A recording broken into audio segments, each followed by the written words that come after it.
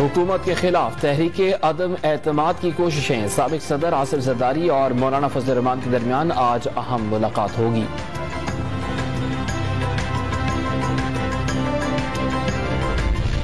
Panama leaks और पेलोरा box से भी बड़ा मालियाती स्कैंडल। स्विट्जरलैंड के एक बैंक के 18,000 अकाउंट्स की तफसीलात मंजर-ए-आम पर आ गई। मुनशियात और इंसानी स्मगलर्स, मनी लॉन्ड्रिंग और करप्शन में मुलव्वस सियासतदानों के अकाउंट्स की तफसीलात भी सामने आ गई। Organised crime and corruption reporting project नामी तंजीम ने मीडिया के 47 इदारों के साथ मिलकर अकाउंट्स का खोज लगाया।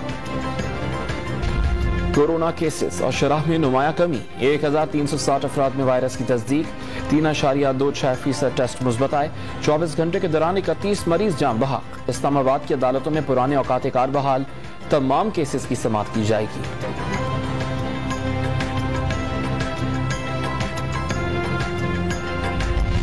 सिंध काबीना आज बल्दियाती कानून में तरामीम पर गौर करेगी। मेयर कराची को वाटर बोर्ड का चेयरमैन बनाने की तजवीज।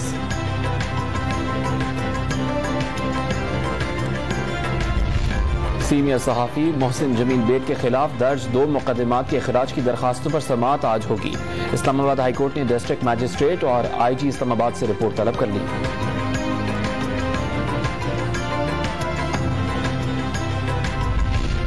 और PSL 7 में कोयटा ग्लैडिएटर्स की कराची किंग्स को 23 रन से शिकस्त। कराची किंग्स PSL के एक सीजन में सबसे ज्यादा 9 मैचेस हारने वाली पहली टीम बन गई।